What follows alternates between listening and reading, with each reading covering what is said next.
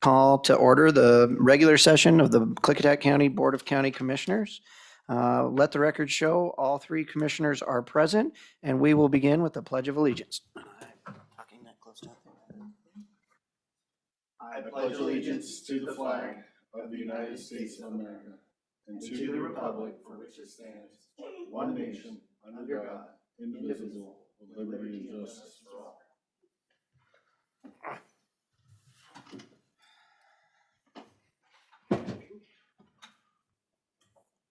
Mr. Chairman, I would make a motion to approve the business agenda as with two add-ons, pay estimate number 24 to Kirby Nagelhout Construction Company, and a second under new business, a resolution to schedule a public hearing on public meeting on April 19th, 2022 at 1:30 to review the 2021 Klickitat County redistricting plan for the purpose of giving adequate consideration pursuant to RCW 29A.76.010, paren 4, paren C, or E. E. I have to get my glasses. I would second that very eloquent motion. There is a motion and a second to approve the business agenda with the two add-ons. All those in favor signify by saying aye. Aye. Aye. Motion carries.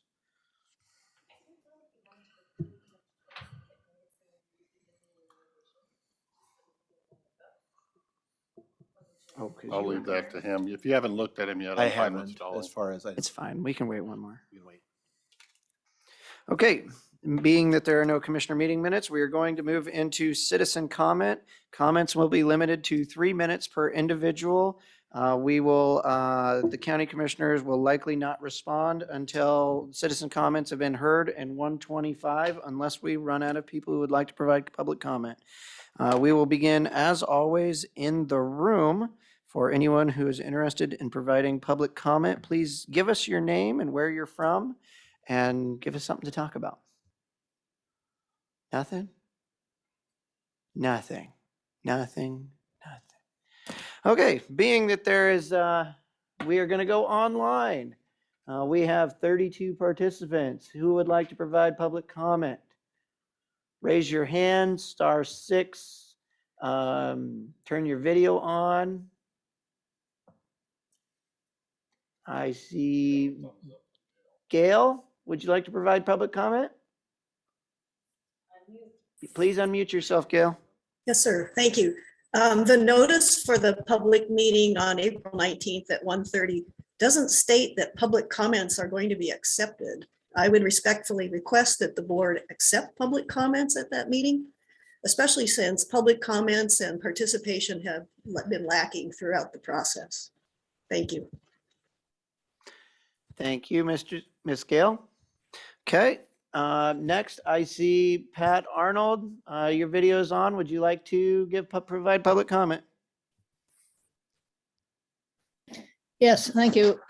My name is Pat Arnold and I reside at 472 Sunnyside Road in Trout Lake. I'm speaking to you today about Sheriff Songer. My ancestors came to what were then the colonies in this country seeking religious freedom. On both sides, they were Protestants being persecuted by other Christian religions. They came from places that had been racked by centuries by religious strife. Yes, they were certainly Christians, devoted Christians, but they wanted the state out of religion because they were fleeing from the damage done by states and authorities waging wars over religion. They did not want a state religion. They wanted a state that did not endorse any specific religion. Sheriff Songer's been pretty clear over the years that he thinks there is a state religion, and that's the one he believes in. The sheriff, like all of us, is of course entitled to worship as he pleases. There is no state religion in the United States. We have freedom of worship. However, last week, the sheriff received a letter from a group called Americans United. I do not know how they became aware of Klickitat County, but possibly they monitor some of the constitutional sheriff websites and have seen something posted by Sheriff Songer on one of those websites. I want to bring this letter to your attention because the sheriff's actions and policies representing Klickitat County draw you into, associate you with his actions, whether or not you want to be associated, because he's acting on behalf of the county. The letter he received is lengthy, but the central message is this, quote, inclusion of religious messages in official government communications, and formulating governmental policy based on religious views and beliefs both violate the Establishment Clause of the First Amendment of the U.S. Constitution. You may want to read the letter. If you haven't seen it, I'll be happy to send it to you. And I am suggesting that you may want to consider disassociating yourselves from Sheriff Songer's views that we do in fact have a state religion that is primary over the Constitution. It's a sad thing to me to see religion and people's strongly held beliefs drawn into this kind of controversy. That's not why we hold our beliefs, to be involved in this kind of thing. And I think it's sad. Anyway, I just wanted to bring it to your attention. Thank you.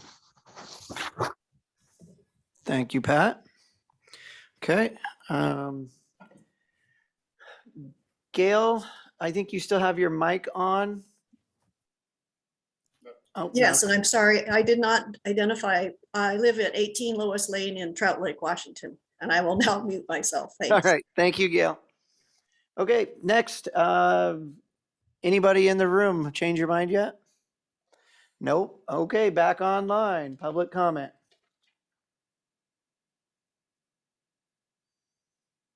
*6. Turn your video on. Raise your hand. Miss Bambi.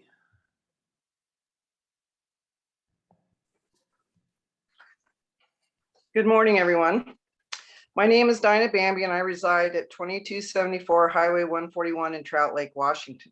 Thank you for the opportunity to provide comment today. I am the chair for the Trout Lake Community Council, but am providing comment today as a private citizen, primarily due to the fact that the council has not met and voted on these topics as of yet. We will do so at our special meeting tomorrow night. First, I would like to provide comment on the public hearing scheduled for April 19th.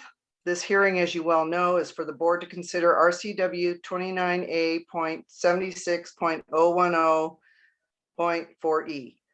My concern is that the notice does not specifically state that the public comment will be taken during the hearing. I sincerely hope that this is merely an oversight in the publication of the notice that was sent out. In any case, I respectfully request that the board accept public comment at the April 19th hearing. The second topic I wish to bring up is in regard to a statement that the prosecuting attorney made at the April 8th, 2022 Superior Court proceedings regarding the petition for review of Klickitat County redistricting plan. Unfortunately, I was not able to attend the hearing due to an illness.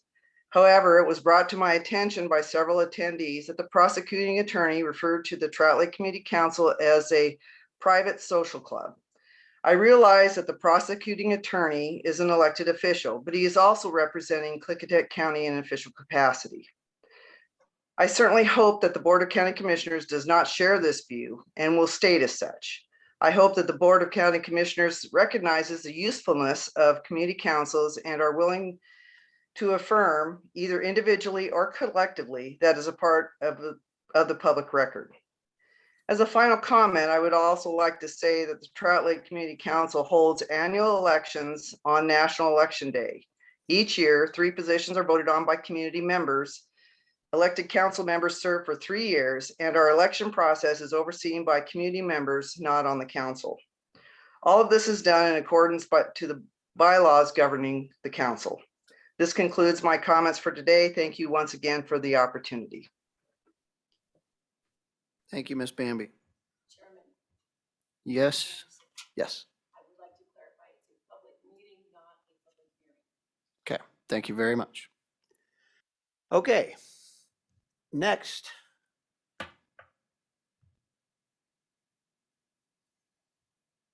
*6. Raise your hand. Turn your video on. Sherry. Good afternoon, Commissioners. I appreciate the last commenters speaking about community councils. As Commissioner Anderson knows, I am in the Houston, BC area where our Houston, BC Community Council has just restructured itself. in an election. And it was talked about at our last community council that there will be rezoning done. And I believe this coordinates with the county updating their comprehensive plan.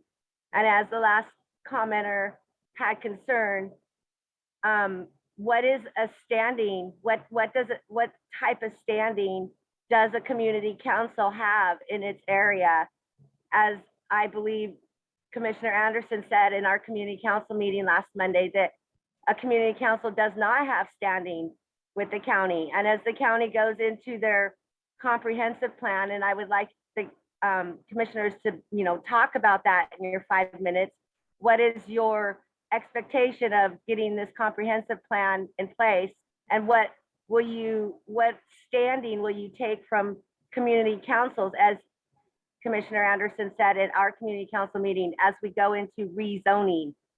So I would like the commissioners to start, being forthcoming with the small communities that do have active community councils.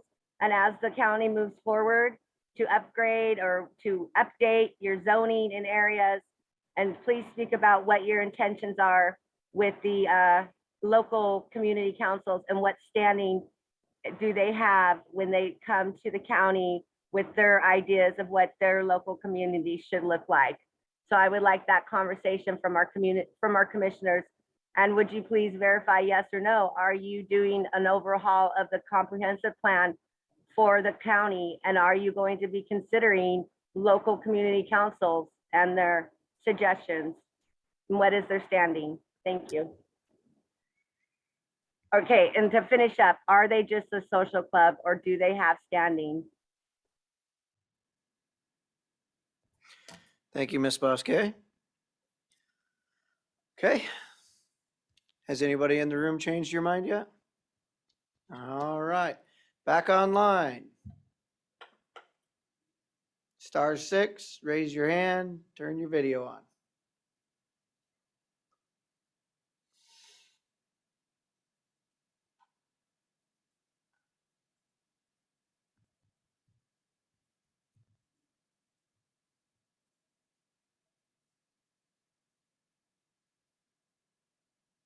Not seeing anybody? Okay, seatmates, we've had quite a few people provide public comment. Would either of you like to respond to anyone?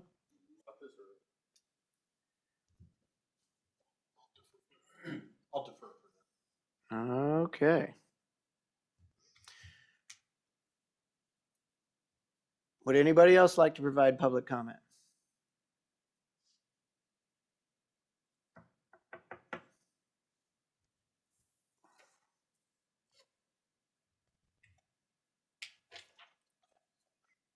Public comment.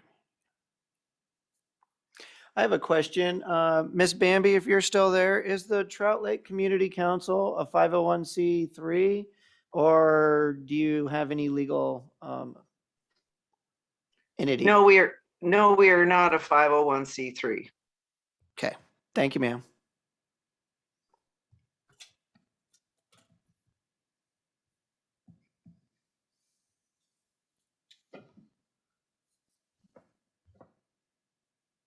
Okay, anybody else? Provide public comment.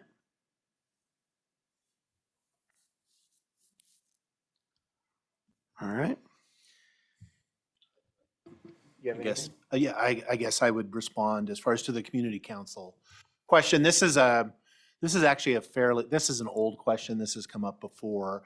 The prosecutor spoke accurately. I mean, I know that can be difficult to hear sometimes, that community councils don't have standing in the strict legal sense.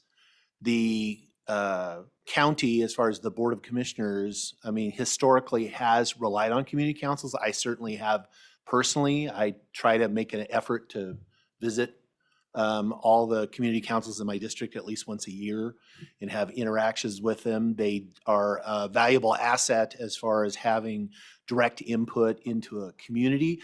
But as far as, from a legal standing, they don't have standing. That's why you have a set of bylaws, because just as any other private organization can have bylaws that incorporate the rules, that's what community councils are. They, as to the question as to what their role in the comprehensive plan update, which yes, we are certainly considering, we certainly need to update our comp plan. We're having discussions, I think the board is deliberating on or discussing that. We have historically utilized community councils and their input in developing updates in the comp plan as far as in the sub-area plans to varying degrees of success, I would say, in my experience. I think community councils are an excellent resource when doing those updates, as long as they are provided support in developing those plans. We inevitably end up with conflict when community councils kind of go it on their own and develop what they consider to be updates to their sub-area plans that are maybe things that they want to do, but that we are unable to do, that are either contrary to other planning law that they are unaware of. And that just sets us up for conflict in it, because now they've delivered this plan that we pick apart. And you are naturally, if I've worked on this as a community, I'm going to be upset if the county now is tearing it all apart. And so I think the solution to that is to have the county be engaged in actually leading any kind of planning effort. The lead needs to come from the county, and then utilize the community councils.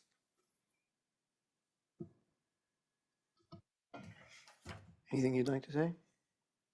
Okay. I will clarify, since Sherry's mentioned what I said. What I said was the community councils of at least Hewsome BZ have no legal standing because it is not a legal entity. There are multiple community councils in this county that went through the process and became 501c something organizations, and they could have legal standing in any type of a conflict, where it is in essence a social club. With that said, having served on a community council for 15 years and volunteered for close to 20, I do take into consideration what the community councils do say. I do try to attend them, and I hold them in high regard. And my goal, as I've stated multiple times, is that when we get to sub-area planning again, when we get someone on staff as a senior planner, a long-range planner, that is one of the directions that I want that person to do, is work with the community councils. Even after you've worked with the community councils, that still gets handed off to the planning commission, at which point it becomes a county document. And the county planning commission, that's appointed by the Board of County Commissioners, then takes ownership of that document. And what comes out the backside of that is not always the same as what the community wanted, but you're also zoning an area that is part of the county at whole. And the planning commission looks at it from an at whole standpoint. And that has always been my goal. So I hope that answers your question, Ms. Bosque. And thank you, Ms. Bamby, for telling me that the Trout Lake Community Council is in the same situation as Hewsome, and I believe Snowden as well. Okay. Pat, if you wouldn't mind holding, I'm going to open it up for public comment again. Again, we are in public comment. This is not the time for the commissioners to do all the talking. If you have any comment, please raise your hand, turn your mic on, turn your video on, get our attention somehow.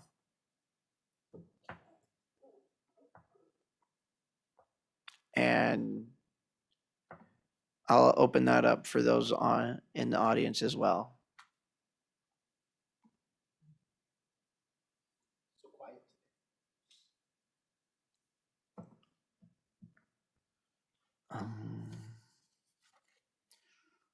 What did share?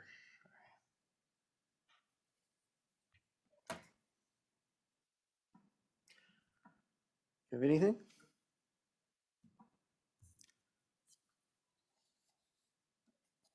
Just read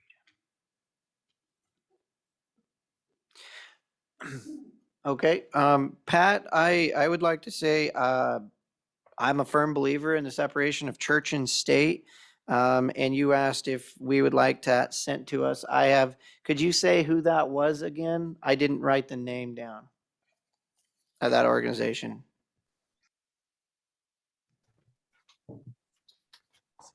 It's called Americans United. I'm not familiar with them. I just saw this posted someplace and went and read it, but I'm happy to send it to you. Could you please forward that to the BoCC so that we can see what was written? Sure. How many pages was it?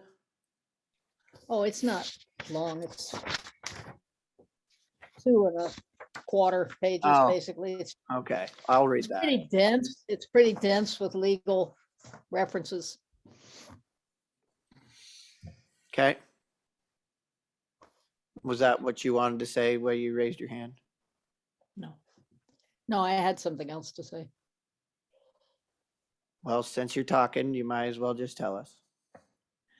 I think that on this issue of the prosecuting attorney's remarks about social club, I think we all understand that we don't have any official existence of the community councils sunsetted quite a few years ago. They were set up by the state, but that legislation sunsetted. I think we all know that. I think that what's offensive is that to be called a social organization. I do not remember a time when the Trout Lake Community Council did anything even faintly resembling something social, like having dinner together or meeting to talk about anything other than land use, policies, fire prevention, issues that affect the community. So I think that you should, that's what you need to hear, is that social is really not descriptive.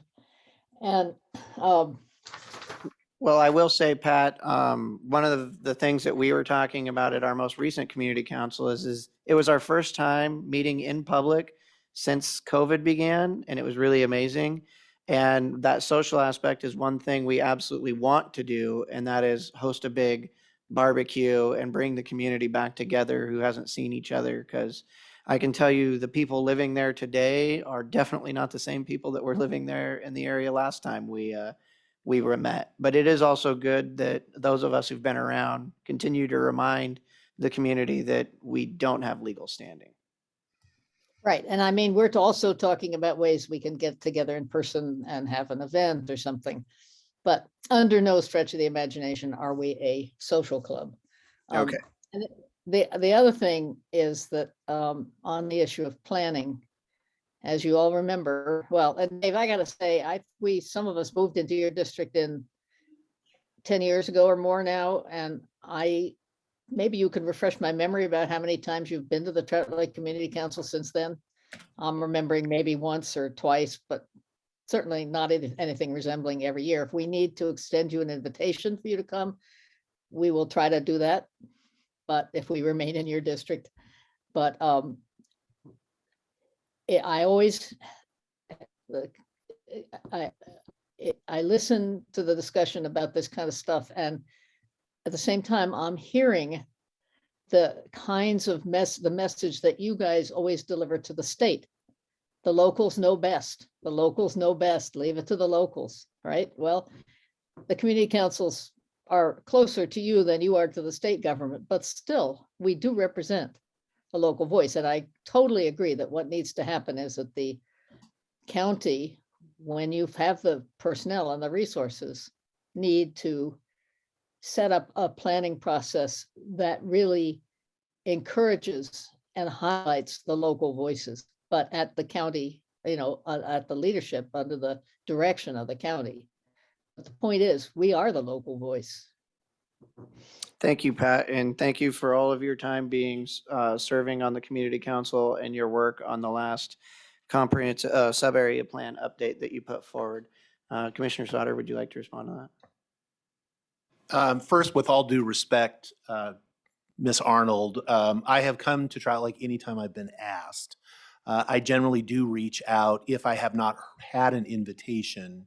And I actually make the ask. And I can verify that with my clerk because we've done it before. And so I do take a little issue with that. And it's, if that's your perception, I can respect that. I also would push back a little bit on your characterization that community councils know they have no official standing. That is not my experience. I have the most community councils of any district, and perhaps yours is the outlier, but there is generally most of the conflicts come with the community councils of the community councils not understanding their role, which is they don't have an official role as far as they are not, it's not a municipality. It is not a quasi governmental office. And again, I am happy that Trout Lake is so enlightened that you don't suffer with those misperceptions, but that is not my experience out across the rest of the county. Thank you, Commissioner Sauter. Commissioner Christopher, was there anything you'd like to say today? I have nothing. All right. We have time for one more public comment. Is there anybody who would like to provide public comment in the room? No? All right, online?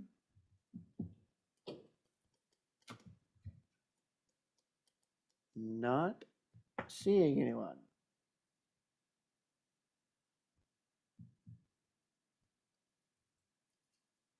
Last chance.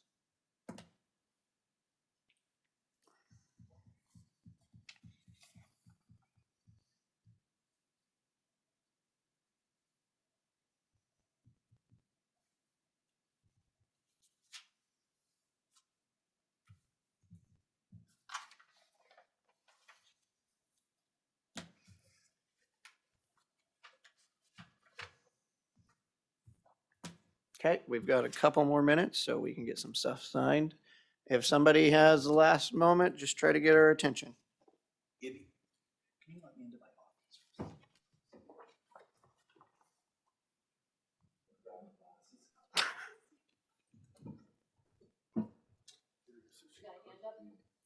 Oh, Sherry, since I gave Pat a little extra time, you have just about 2 minutes. What would you like to say, Ms. Bosque? Yes, going along with the communities being heard as the county moves forward with their comprehensive plan updates. I would like to also join in the conversation and saying it is the locals that live in that area, and we are the local experts to our area. And, I'm concerned, and I'm putting this out there, that the Houston BZ area has been targeted as before for a large rezoning, which would then put an untold amount of houses up this valley, which does not fit the rural character of the Houston BZ Valley. So as we move forward, I think it's very important that the local areas are consulted, and not just for the gain of the county, but to keep the people in mind that you are elected to serve. Thank you.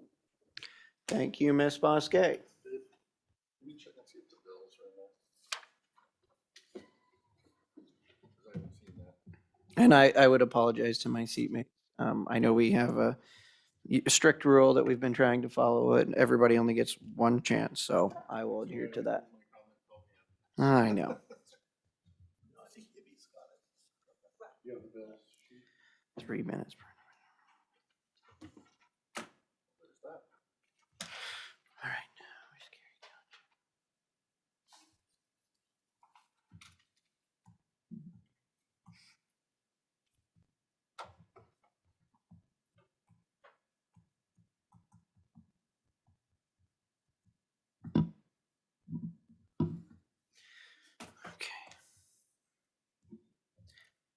All right, being as it is close to 1:30, I'm going to close public comment. I would like to thank everyone for your comments and for being so respectful in your communications as always. And we will see you all again next Tuesday for public comment. We are going to be moving on to public hearings, public meetings, bid openings, and we are going to have a public meeting to consider the approval of short plat SPL 2021-19. Applicants Gary Gotcha, and you can say the parcel number. Okay. Short plat SBL 2021-19 is a proposal to create two lots from parcels 04113000000700 and 04102500000700.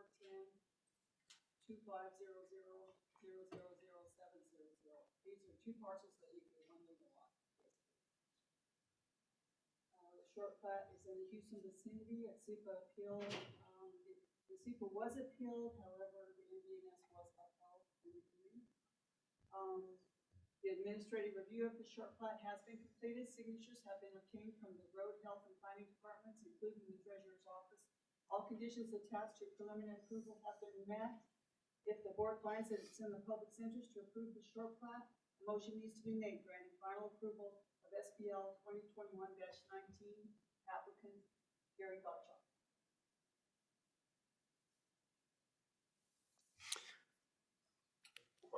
Yep, please. Is this not the same property that we had the repairing area question on? I thought this already got approved on this parcel, or what was that? It was preliminary approval. Okay. But yeah, this is the final approval.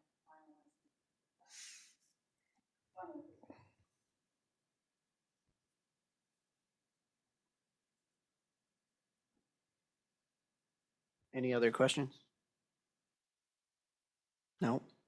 Question, anything else? No. All right, if hearing none, I would entertain a motion. Mr. Chairman, I would make a motion to approve short plat SPL 2021-04 and grant final approval. The applicants What are, plat? what's that? 2021-19. Teen. What do you want? There's a typo in my initial memo. Oh. Mine's corrected, however. Okay, yeah, 19, right? 19. 2 out of 3. Okay, 19. Okay, good. Say I have 19. Yes, 2021-19 and grant final approval. All right, I will step down to second the motion. Any discussion? Okay, all those in favor signify by saying aye. Aye. Aye. All those against? Hey, All right, let the record show the motion carries. Commissioner Anderson? We cannot hear anything on the microphone that's coming through from the table, I guess. I couldn't hear anything. The lights. Uh-oh. You want me to go back? Was it not on? Thank you very much for letting us know, Miss Bambi, and we apologize. This was, if you look at the packet for the day, which you can find online, this was short plat SPL 2021-19. Okay, that is good to know. So now we can move on to, My chief is out sick today. I need to cover in custody, so I'll be back in about half an hour. Don't adjourn. We do need an executive talk about litigation. okay. absolutely. Thank you, sir. Okay.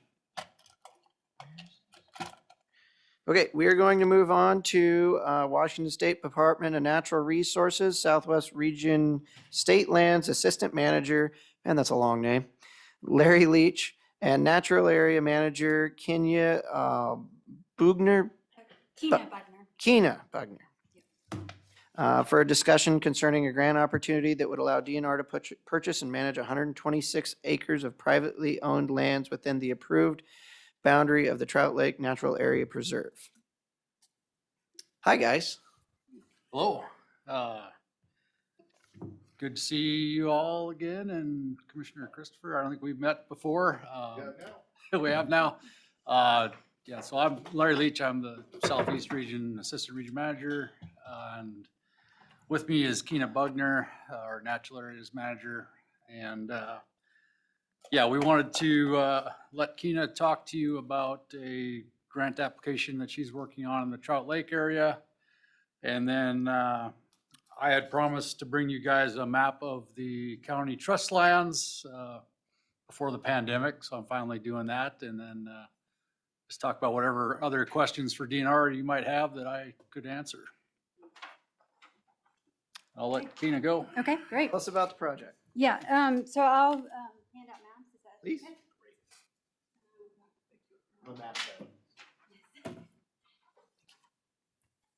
Thank you,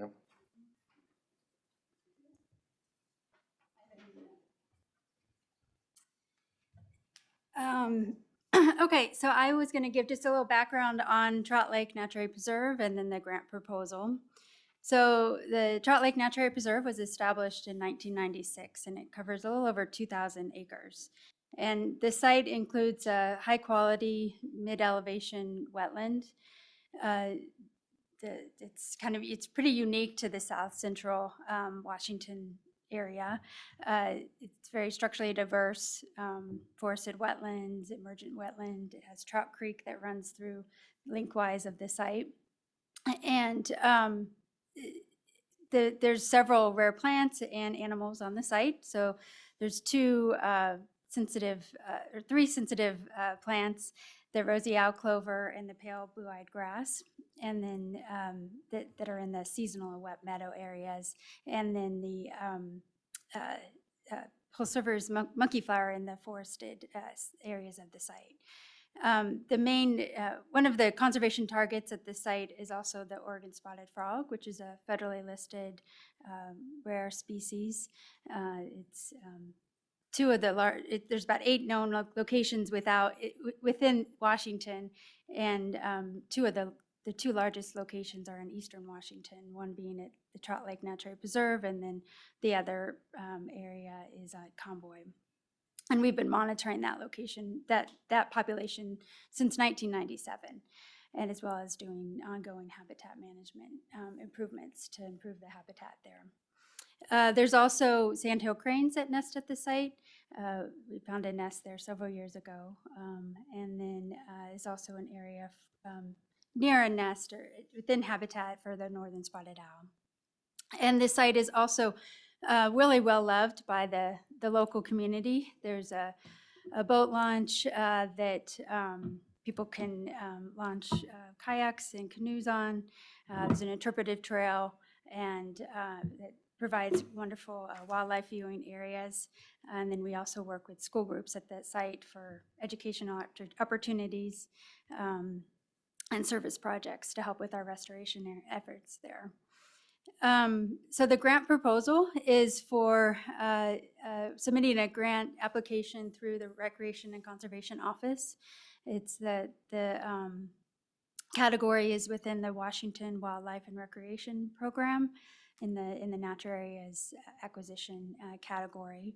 And it would be to acquire 126 acres of privately owned property that's within the approved boundary from willing sellers. We've contacted the landowners that would be included in this proposal, and they are willing to be included and have discussions if we did get the money for acquiring their parcels.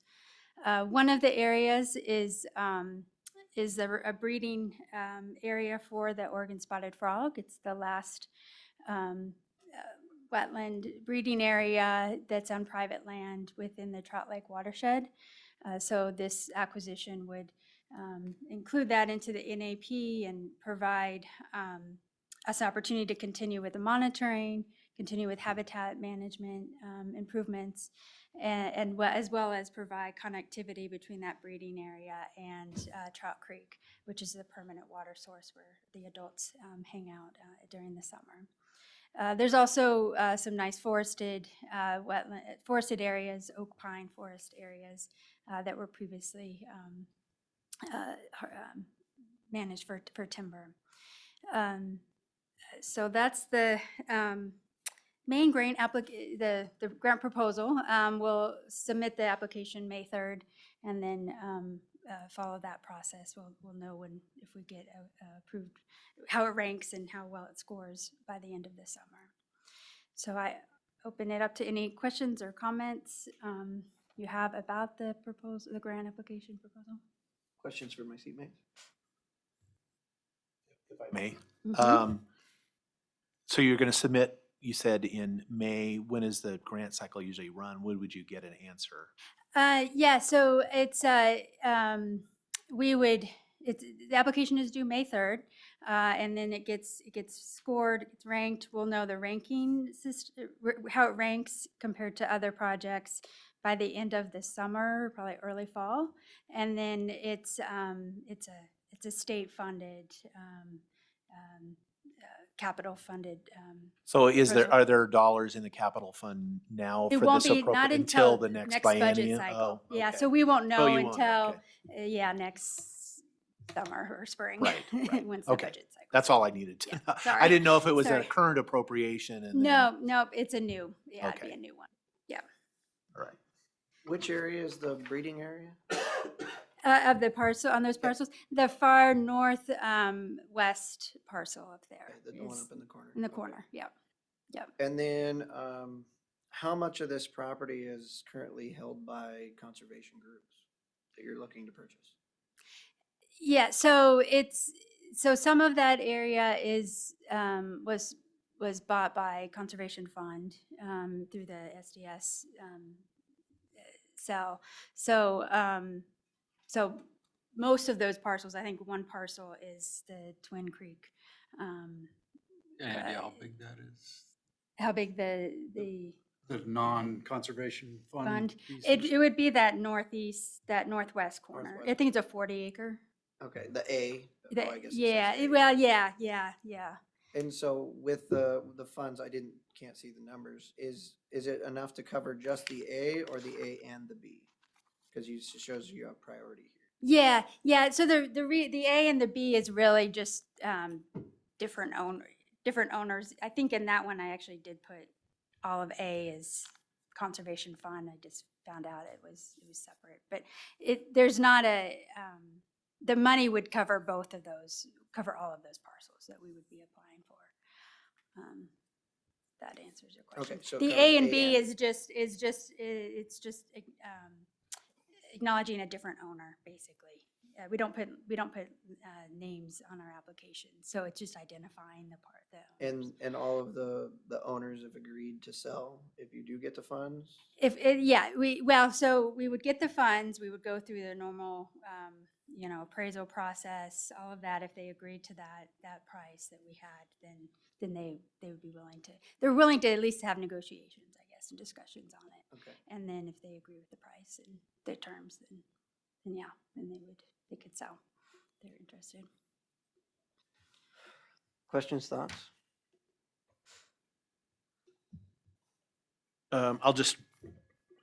This is an old comment before, as far as, and this is not, this natural area preserve has been in existence for quite some time now.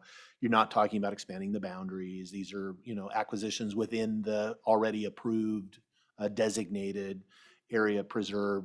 I will just restate, the concern is always that, what kind of regulatory shadow these natural areas may have across their border as far as outside. And we have not seen evidence of that. And I will say that is comforting to me, because that's one of the things I worry about sometimes, that we have, we have hard boundaries, but then buffers, or even when there's not buffer zones, they're referenced in, when there's regulatory, it references, next door is this other thing, and that has an impact, and we're always really sensitive to that.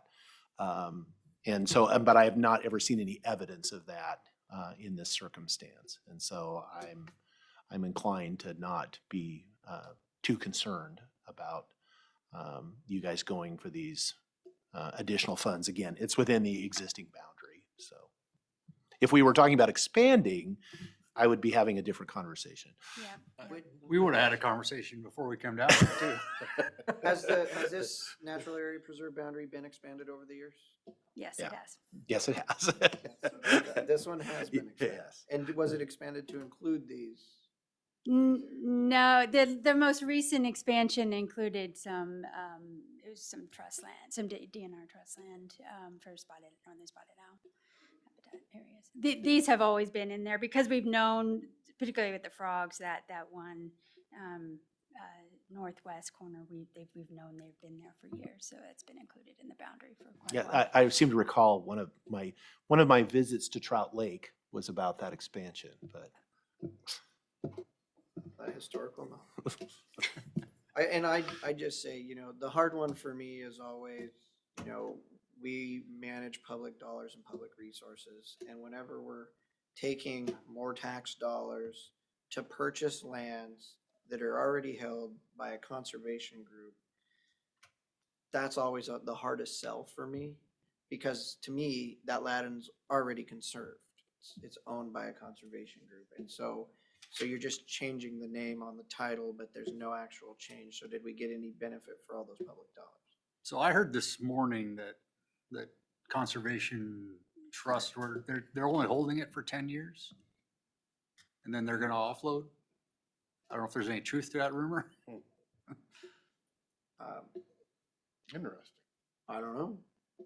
Usually. Maybe I'm starting rumors. Usually companies don't tell us their plans in an open public Yeah. meeting. So I've seen this trend in other counties in our Shopping. region where a conservation group buys it to try and find a long-term conservation owner, but it's not them. And they have green investors who want to use their money in this fashion. And likely want a return on their investment. Exactly. Well, and you know that land value will go up. It always does. Yeah. Okay, so you guys are looking for a letter of support, I'm under guessing?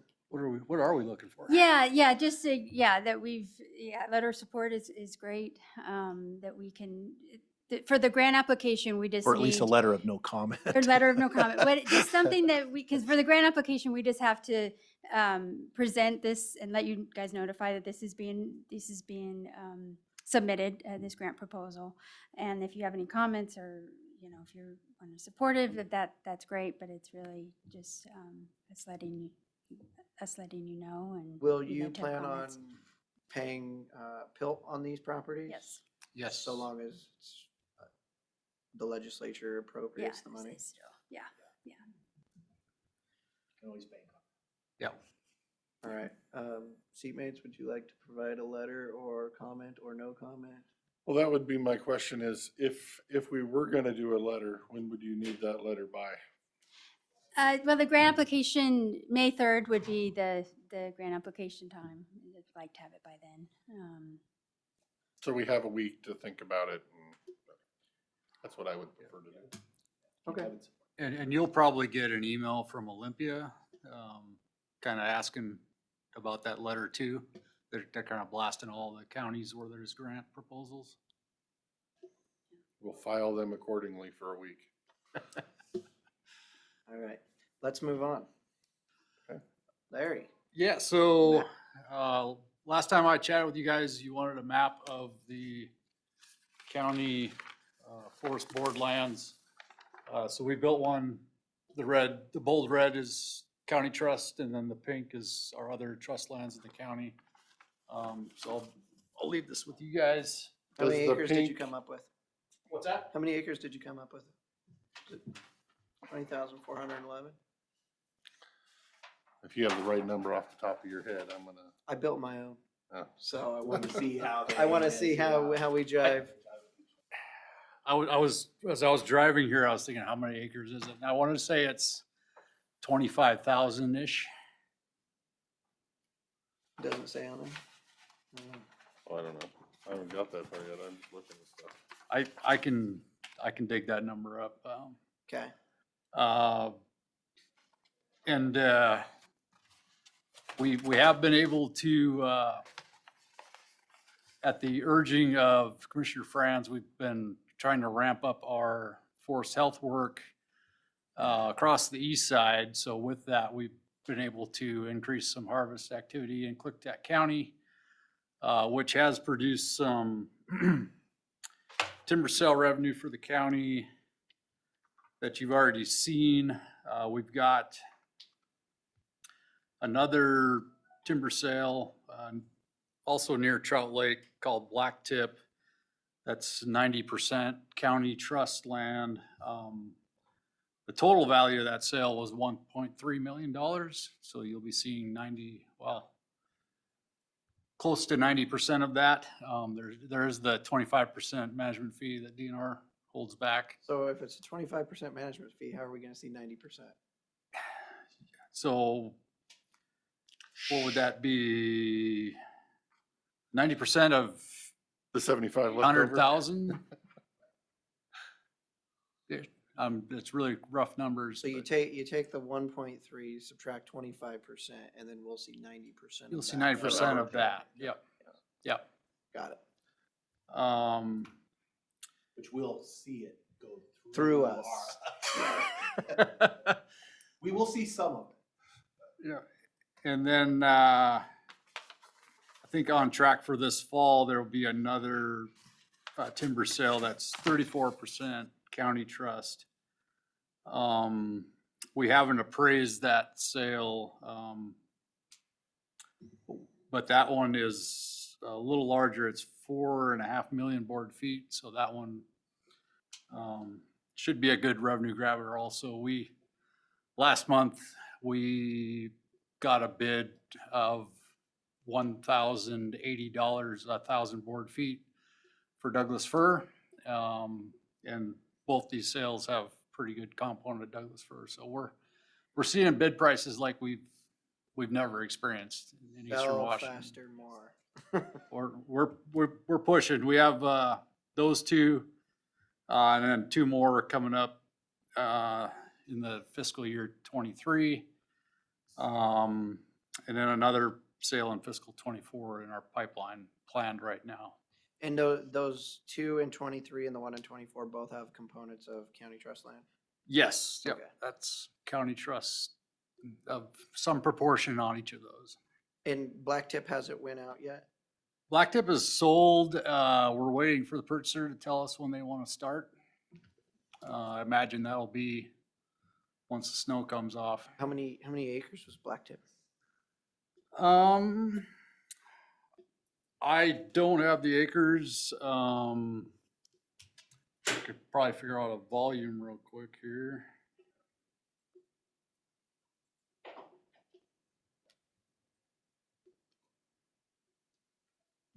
It's about 4 million board feet.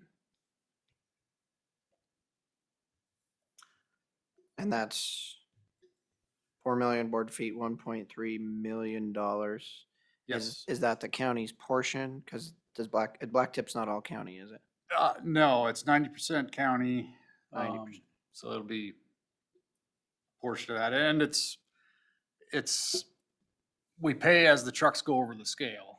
And almost always the loggers squeeze more wood out of the logs than what our crew shows.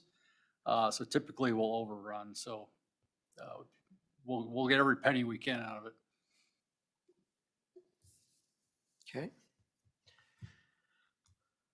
It's actually good news today. I can use a little good news. I'm okay with that. Yeah, and that's really what I had come prepared with. Unless there's any other questions that you guys have for DNR. So when we went to the Washington Association of Counties annual meeting, Hillary gave a presentation and we had a good conversation about especially the rural counties that rely on these dollars and creating, as we've talked about in the past, some sort of plan. I mean, don't get me wrong, I am really excited that we have 2 sales this year, 2 next year, and 1 in 24. I mean, we went through a lot of years with nothing. And, but setting up some sort of a planning for your staff that we need county trust property coming up every year and having that. and some sort of a goal, in essence, of board feet that we would like to see removed. And she sounded very positive on that and wanted to talk further about that. I don't know if she talked to you about that or not. I hadn't heard that from Hillary, but I have heard from our group of folks that are working on an update to our sustainable harvest calculation. One of the ideas they're tossing around, which sounds like you may be supportive of, is creating a harvest calculation unit that is for the county trust lands and another unit for the other lands. So depending on the trust, we're on an even flow calculation, which would give us, I mean, for 25,000 acres, we probably could be pretty close with accuracy, even though it is a model and all models are wrong. Some are useful. I think that could give us a pretty good idea on how to get to an even flow. And then those calculations are updated every decade. So if growth rates are off or catastrophic fire happens, we need to salvage, you know, we have those adjustments we can make every decade. So that's an idea that's being tossed around, and that's probably why Hillary was optimistic that she could figure out a way for even flow. I mean, that is what we've been asking for at least since 2015, so. Yeah, because we had quite a stretch there where we weren't finding any timber sales on county trust while we were letting stuff grow. Right. Yeah, just to follow up on that, that is, I think it has been, we've been asking for that. It's been, our revenues off the county trust has been so erratic. Yeah. That we, in the past, have not actually really budgeted them. We just kind of have a placeholder because we don't really know, and we can't. But I think the board certainly has the desire to have as we said, those days are gone. That it would be nice to have some sort of a number that we can plug in to the budget on a sustainable, about what we can plan on, because we need those revenues as far as like to put them into the budget, instead of just like, oh, look, we got this extra, oh, it's a bonus, let's just park it over here and do something fun with it later. Would like to have you sign a letter of support. I can certainly get on board with that idea. I mean, we've we certainly can trade used every dollar we've gotten for, for good purpose, but. Yeah. Yeah, I don't know of a county that I know. is flush with cash. Yeah. But I've played this game before with Wahkiakum County where they would have the timber sales on a whiteboard in their commissioner chamber all the time. Yeah, oh, yes, they did Every down penny. there. Because it was such an important part of their budget. Okay, other questions? I know you have other meetings to get to, so we'll let you off easy this time. How come this didn't come framed with glass and everything? I mean, we gotta fund it. I didn't The know how you framing wanted and to use everything it. too? I thought you were gonna drive around and it's hard to have a framed poster in No, your my truck. hope is to get that on a wall. Thank you, sir and ma'am. I kept your last one on my wall for 10 years. Yeah, thank you very much for coming. Okay, Good to thanks. see you in person now that we can. Yep. All right. Yeah, I figured one of these days we're gonna hang pictures and we're gonna figure out where they go and. No, they use the sticky things. The sticky mounters. Okay. We're not allowed to put holes in our walls. Jeff King, come forward. Filiberto.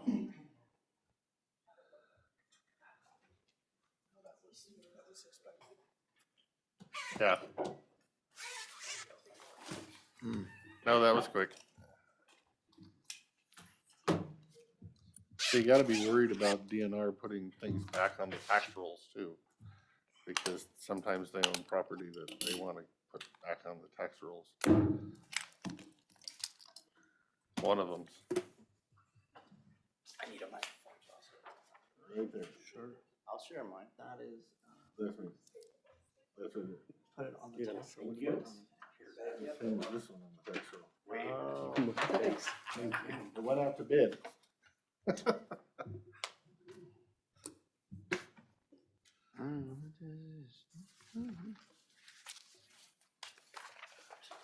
Share my There's microphone no bidder. with you, Rob. I won't. right. He's making me sit by him off to the side. I know. If I can't keep my eye on him, Like I always, yeah, you like to have a right for you.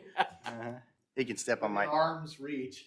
he can step on my foot too. I'm here to back him up way. Way, Way way back. Gentlemen, Yes. Good afternoon, commissioners.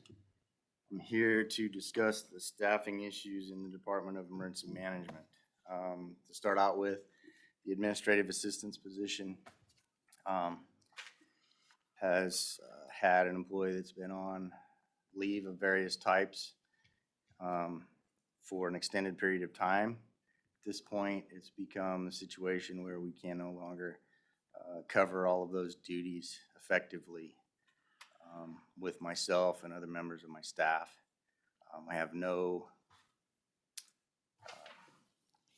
end date for this that is known at this point. It's continued past the point of our ability to cope with it. So I'm requesting that I be able to hire a temporary person for this position to cover the 3 days a week that are not being covered right now. The current full-time employee is working 2 days a week and on leave the rest. I'm assuming this is in your budget since they're a full-time employee? That's correct. Yeah, the 3 days a week, we're not Right. expending any county Right. funds right now, correct? Yeah, currently the lease she's on is covered by the state, so, but that hasn't always been the case, may not always be the case, so. Some of the costs will be offset by that, some of it won't. But it's been for quite a while, and I think just things are gonna start falling through the cracks. That is a very accurate statement. Do we? I'm new to this thing. Do we get asked, do we think this is a long-term plan or a short-term solution? Or he's shaking his head, so I can't even ask that question. So don't answer that question. Oh, he's shaking his head. He didn't step on my foot, so I wasn't sure if I could answer it. Yeah, right now, as I stated, we don't Truly don't know. have any. We don't know, we're just any trying to idea. fix what we're fixing right now. Correct. We don't have that control. And I've been advised that the solution for that would be that temporary employee so that, you know, when the full-time employee is ready to come back, then that's the solution. so when you were trying to, we've had a lot of talks. When you were in here last time, the discussion was, do we bring somebody on? And if so, how's that hire? I mean, if it's gonna be short-term, 3 months, who's gonna train them? Who's gonna get them ready? Do we have somebody in mind that can step into the role? I'm sorry, I just want to back up a minute. I've not brought this request to you Yeah, it's a previously. Oh, this is a, different spot on the org chart. Sorry, And we don't know. Different department. And we have no idea if it's gonna be 3 months or yeah. 33 months. Okay. We don't know. sorry, I thought we were talking about the one we'd been talking about before.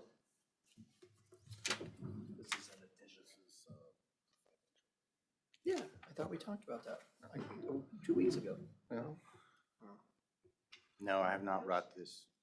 It may have been mentioned that they were not fully staffed in that function. Never mind, it was a different department. He's updated It's us the on same the issue. personnel, different it just department. hasn't had an ask. I believe There you that's go. correct, Got it. yes. Sorry, I apologize, No Mr. King. need. Just, Keep Jeff on I his was like, toes. yeah, sometimes I can't What'd you look remember. at me when for? He asked so many He looked times at me about like- so many things, they're hard to keep track of. Yes. Yes. So I guess I will ask the question then, that we asked the other director, and that was in the same situation. We think that it's gonna be short-term. Do we have the ability to train, do you have your staff have the ability to train the person to do the job? Are they gonna be able to do the job if it's only for a short amount of time? Yes. That's my assessment. I believe one of the differences is the other department director anticipated person coming back fairly soon. Okay, We have no idea in this case. okay. And this person's been gone for quite a while. I mean, not been full-time for quite a while. So, Will that person, the person who's currently working? Hello. Hi, commissioners and Jeff and Rob. This is Randy Heinzen. And I'd like to let you know that I have a leave with the state that's 12 weeks old for 12 weeks, and my leave ends June 4th. And I will be working 20 hours a week as of this week. If you have any more questions, I'm here. Thank you, ma'am. Thank you.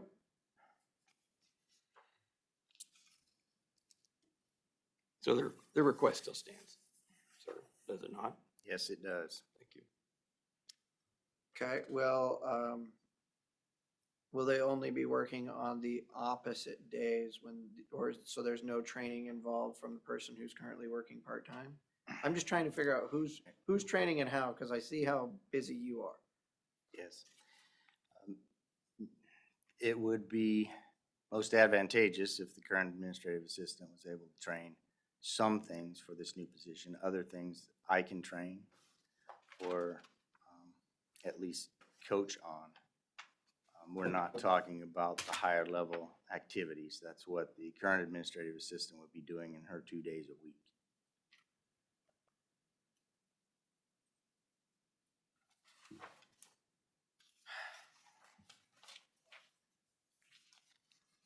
Thoughts?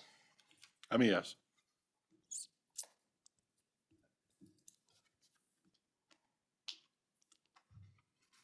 Thank you, gentlemen. So next. Next. Yes, yes, sir. That's cruel. Don't, yeah. Don't think this isn't difficult. However, I would be remiss in my duties if I did not bring this to your attention and let you know the current status of the communications officer staffing situation that we are in and that we expect to continue in. What we know, the first thing that I gave you in that packet was actually the original request back in September of last year for the addition of 3 people to the org chart for communications officers to help us maintain sufficient staffing levels. The next one is a mock schedule that starts with May. That's the one that I'm talking about now, May of 2022. This is our current situation if nothing changes. What we know to be the facts between May and October of this year. On the far right side, at the end of each line, there are the OT in a column. The OTs that each one of those people will be putting in, the overtime, by month. And this accounts for us currently having 7 communications officers. So we're down 3. As of the 19th of this month, so next Tuesday, we have 1 leaving, and 1 person out of the 3 that we started training back in November is actually going to successfully complete that training. So we will just trade one for the other. And then in July, we have another person that we know will be going on leave for at least 3 months. And that will bring us down to 6 full-time communications officers. We have 1 casual with a limited amount of availability to fill in those shifts. Chief of Operations, Filiberto, has been filling in many shifts already. When we get to the place where we're down to only 6, he will have to be in the schedule full-time plus doing extra shifts, as well as everybody else, to cover for 24/7, 2-on coverage. The next set of mock schedules that starts in July would be if for any reason, one more person leaves.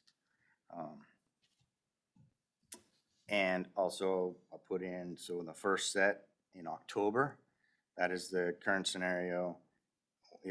When we hire 3 people that we're authorized to hire right now and put them in training as soon as possible, which we're hoping to be May 1st or May 15th, they would come out of training October 15th. And based on our historical averages in training attrition, and the current one being 2/3, 1 out of 3 made it through training successfully.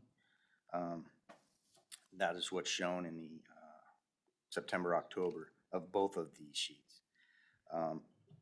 At that point, for the second set, starting in July, like I mentioned, we'd be down to 5 full-time plus the chief of operations. And the schedule becomes much more difficult to fill 24/7 with 2 people on. At some point, we will either have to go to 1 communications officer on duty or take back vacations. If I may, Jeff. Yes.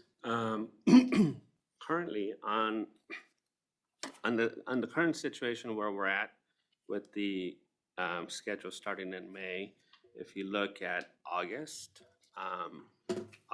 we are going to require vacations back. That is really not negotiable. We've looked at it where we had 2 people on vacation at one time.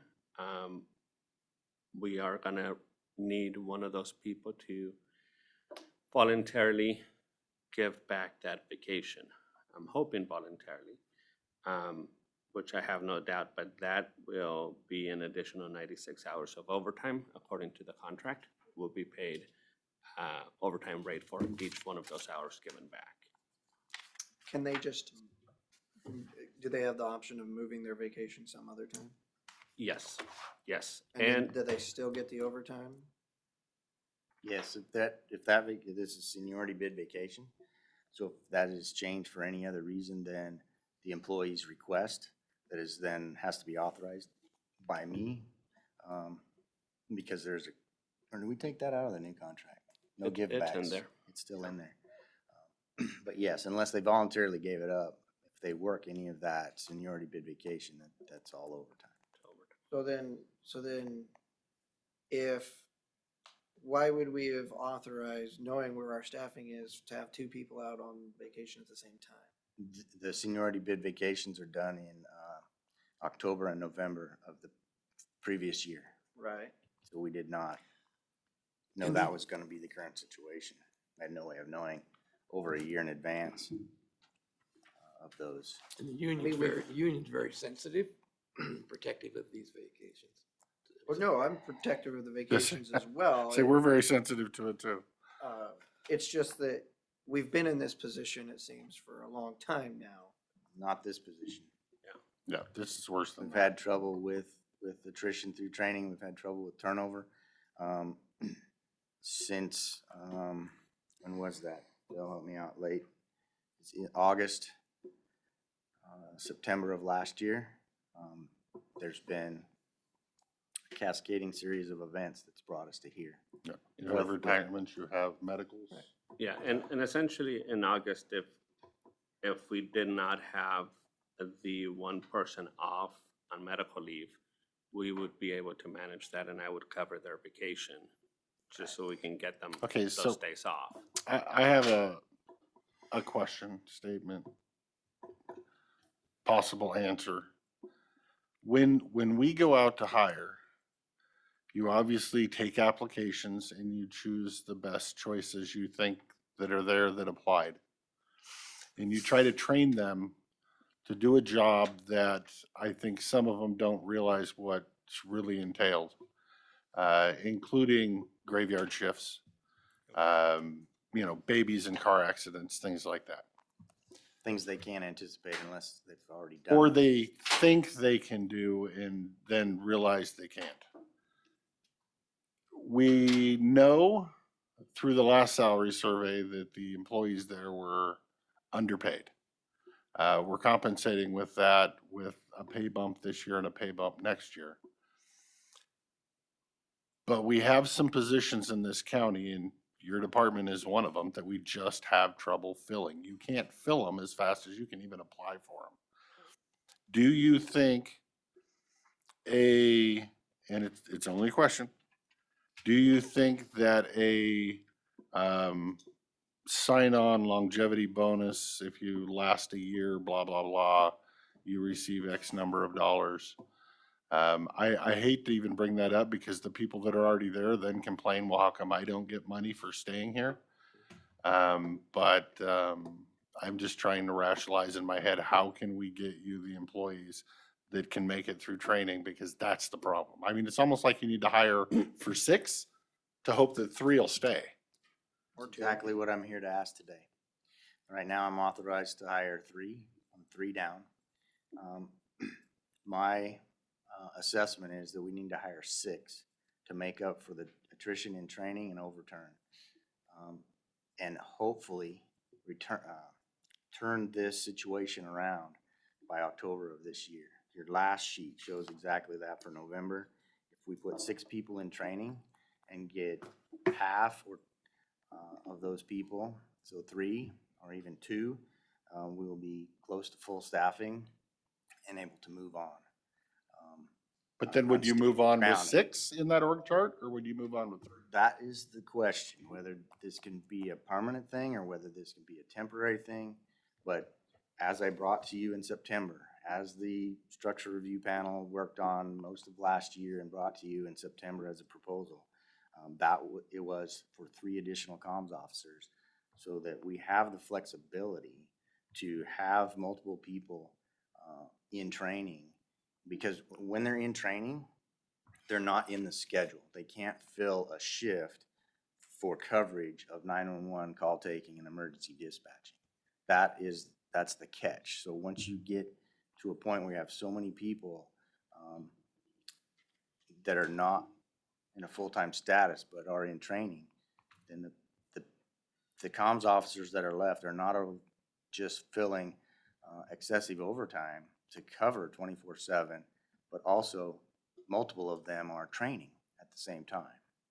So they're training a normal shift. We put our trainees in 410s usually, or 4 10-hour shifts per week, no overtime in training because it's not efficient or effective.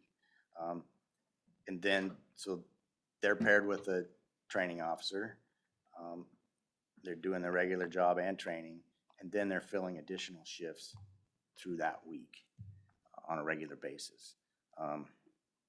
If we can get to the point where we have the ability, not that we're going to hire the full amount to our org chart, all the time, but we have the ability to have more people in training than we need to make up for that attrition. And while we're training for 5 to 6 months, any loss in employees, that's where we have really been caught now. The last attrition was 2/3, and we've had 3 people or 2 people leave since we started training those first 3 people. That's where the snowball really picks up speed. I think to give a little more feedback, not to answer your question, is there are ways that we can, work it to where somebody staying, would receive a benefit. But my biggest concern is not keeping them a year. So right now, the way we're working it, in the way that the center feel is the challenge is to keep the dispatchers that we have, knowing that in this profession, the average lifespan career of a dispatcher is 5 years. Especially when they're working that much overtime. Correct. So we have a 5-year life expectancy for that career. In Klickitat County, because it's rural, it tends to be a little higher because we don't see the same volume calls or type of calls that the city does. So it gives us a little cushion there. We do also have longevity pay in the current contract. Yeah. So the people that have been here more than I said, 5 years. I'm fully aware that any kind of a recruitment bonus type of thing is a Band-Aid to a bad sore. But you've came in asking for some Neosporin for a long time, and you can't get it. I don't know, it's frustrating to me. I just reminded the commissioners, about 122 days ago, you told the union no on recruitment bonuses and retention bonuses. So I think they'd probably be happy to include that. Should be a thoughtful decision because you won't apply it to one bargaining unit without applying it to others. Oh, I'm not applying it to any. And then where would we stop? Because we have senior I planner. was just brainstorming. No, I know, I'm just saying that the union, as of today, that's an issue. And another thing that they're very sensitive about, and I'm not speaking on behalf of the union, is last time Jeff declared a staffing emergency, it was almost a grievance. Basically, the thought was that it's a staffing problem, not an emergency situation as defined by the union. So he's kind of, I think it's gonna. This next sounds time we like an file it, emergency situation to me. well, but if it goes on for a year, an emergency other than maybe a couple of governors, typically doesn't run forever. They typically are truly an emergency with a beginning and an end, and this is an ongoing issue. It's not a short-term I emergency. see where they're saying it. Situation is, yeah. Solutions, okay? First solution I ask is, if you don't have somebody and you end up having to take someone's vacation away, what is worse, losing that person because you took their vacation away and made them work overtime, or going down for just one person on during that week? So I'll answer to that. Like I said, the feel in the center right now is I've posed the question, because in having these discussions, the dispatchers would rather work the overtime, but no days off, than to set up one of their partners for failure. Failure means death of an officer, a first responder, or somebody in the community. So if we cannot, Or just having made a critical error because they can't keep up. if we cannot take a call and dispatch it at the same time and manage the radio traffic that goes along with it in any critical situation, or a minor situation that becomes critical because they can't handle it, it's gonna be a bigger failure. We're gonna lose a dispatcher, whether it be because of reprimands or the consequence, or their ability to cope with a situation that they were part of. Okay, so So what I'm saying though is the direction you're currently heading right now, if with nothing else, is you will be down to one staffing. If you never know, if someone gets in an accident on the way to work, this is where you're going. Yep. Okay? And we don't want to get there. There's highly likely, the odds in the next 6 to 8 months, we will have no choice but to have one comms officer at certain times during the At day. certain periods of time, okay? And that's just something that, it doubles your workload. You're already working overtime, you're already overworked, okay? And that's why I've always said, bring in what the speed of these transitions are on the last 5 years so that we can always be hiring. Losing 2 out of 3, it's a lot of money spent training these people that are not considered to be filling in and not filling a spot. So it's like having twice as many employees as you currently have, and it's expensive. And we need to always be doing that recruitment. I don't know how currently we create it, so because if you hire 6 and all of a sudden now you're overstaffed to the budget because they all suddenly miraculously make it through, and where does that put us? You know what I'm saying? Does that mean, do we have the ability, or how we hire them, to say, we have this many positions open right now. We don't expect everybody to make it because that's the fact of the job. Not everybody makes it. If you do make it through and we only have this many full-time positions open, then some of you may end up rolling over into that casual role until that regular churn comes.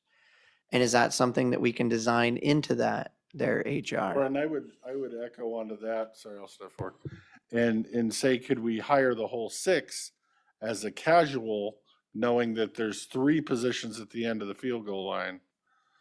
There's rules on how many hours casuals can work for how many months, and we've tried that. When I got here, the casuals weren't being effectively used, and I've tried to do that through training, use that casual box. There's a lot of complications to that. I've also had the conversation with HR about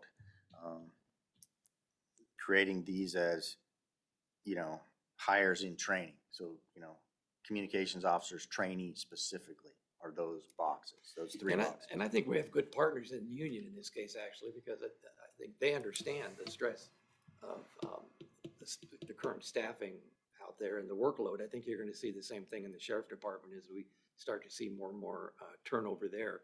And so I don't think this is unique to this department. And to your point, Commissioner Christopher, we may very well have to consider recruitment or retention bonuses for certain positions as well as non-union positions. Prosecuting attorneys, deputies are hard to find, senior planners are hard to find, fiscal positions are hard to find and or keep. It's the labor market is not going to change in the next 6 months. So if I can just keep us on our current crisis rather than expanding. Right. to the- I'm intrigued with the idea, yeah, stomp on his foot, of creating training boxes in it. Cause I'm actually not that concerned about, if we expand it, we do 6, so we're going to end up with 6 that are all here. And then what are we going to do? History hasn't shown us that we have been, part of the reason we have the problem, I think, is that we have never been at full staff really for just brief glimmers here and there. And so everybody's we're just burning that overtime, which there's the dollar piece of it, but there's the personnel piece of it, is that we're circling the drain because the more they have to work, you burn them out and they're gone. So I'm wondering without how would we do in the contract if we created where we have boxes that are training boxes and that you are hired into that position, and so that you have these open training boxes, because we can't authorize you to hire for boxes that we don't have on the chart. We can't do that.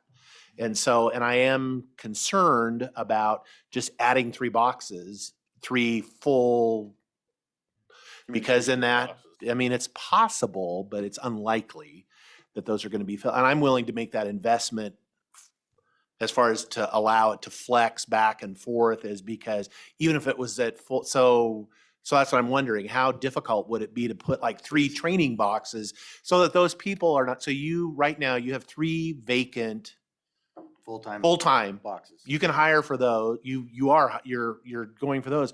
But what if we had 3 training boxes as well? And that's what they are.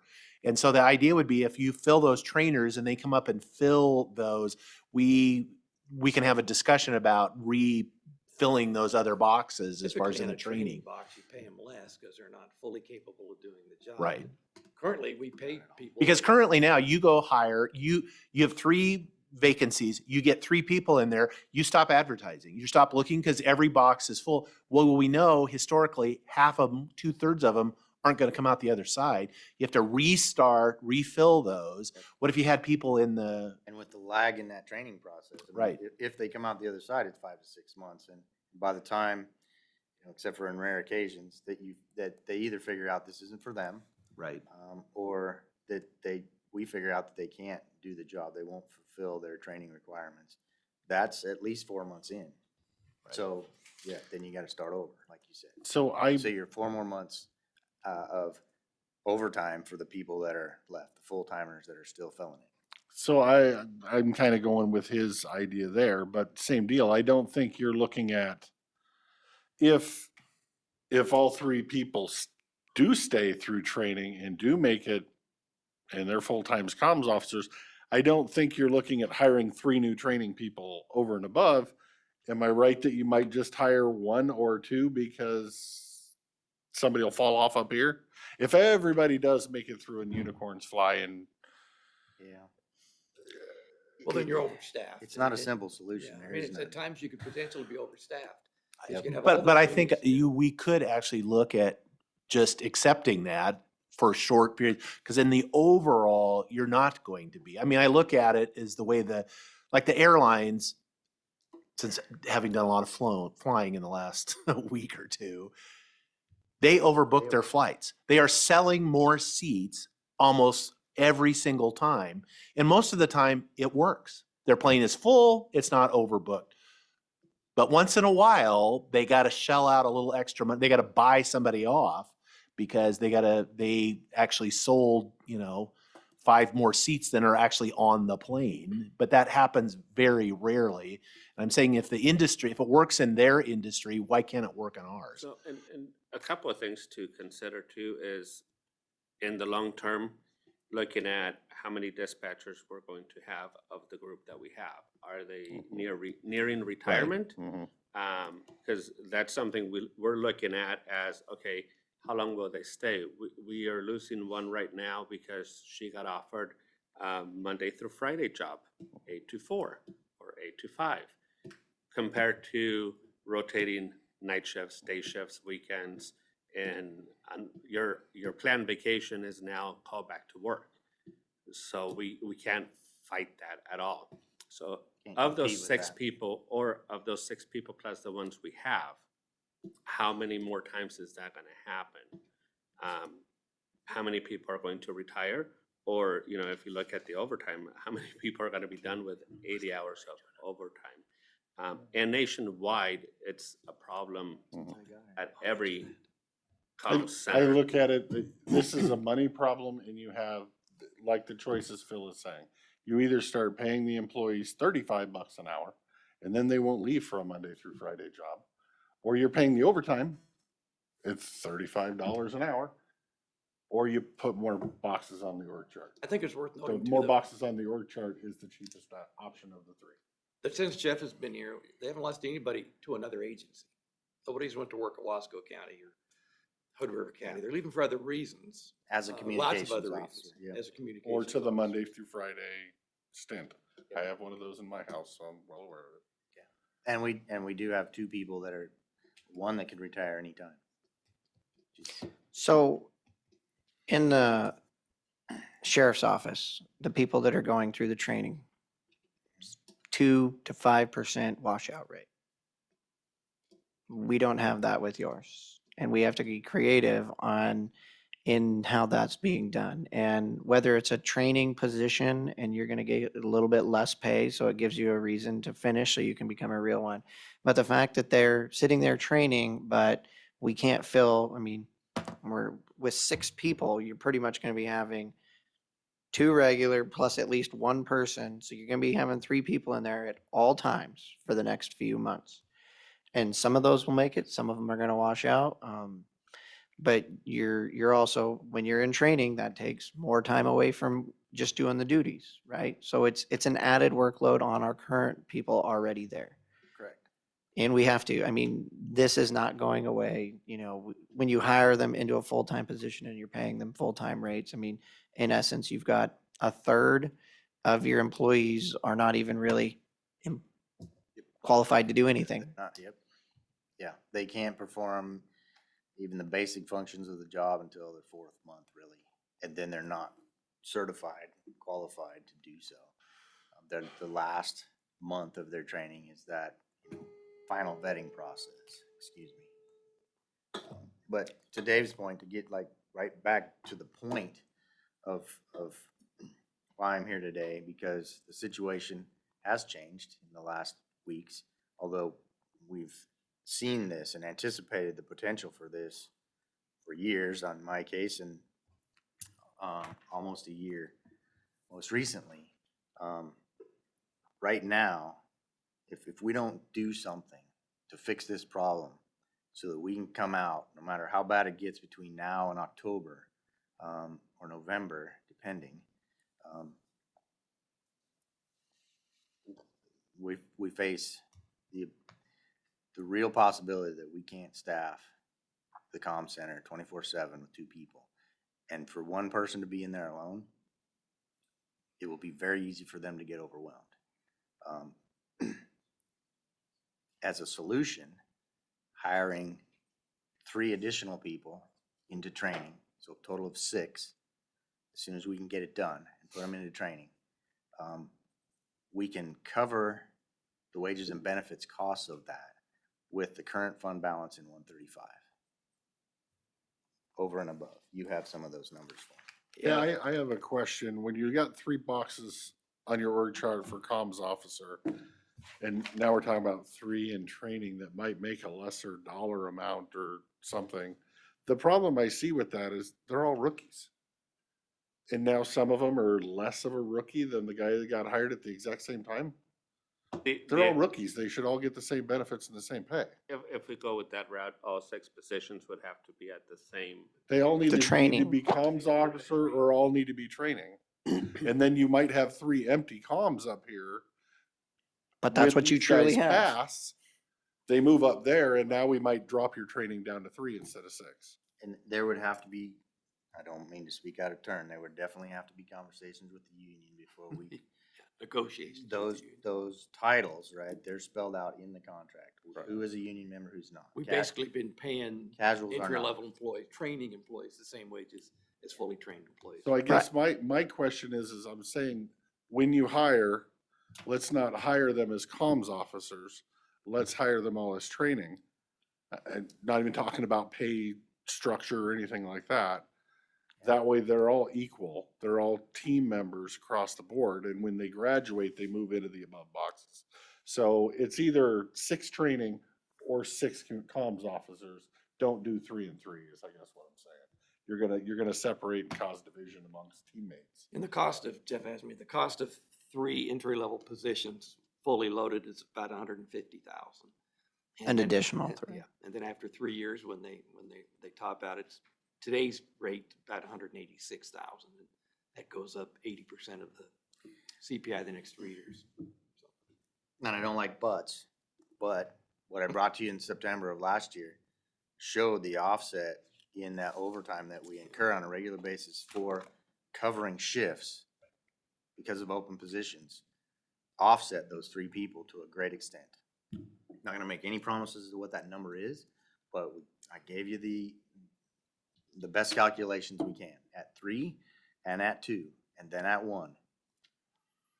I mean, we can engage the union in that discussion, the training and the group, that whole concept can be explored. No question about that. Are the cities facing the exact same crisis that we are?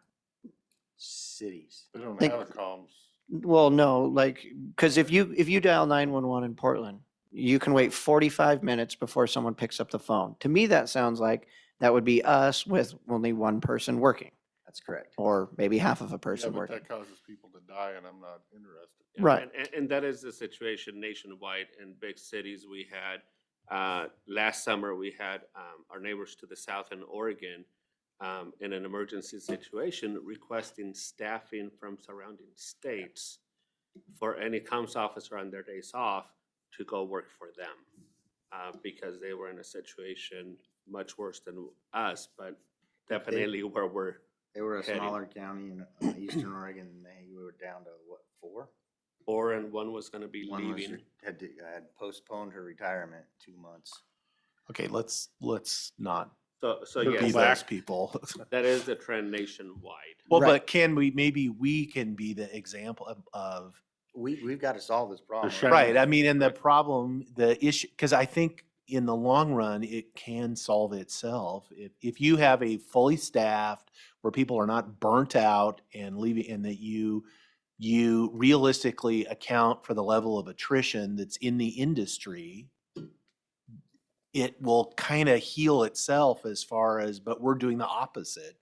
And then we wonder why it's not working. And it's happening everywhere.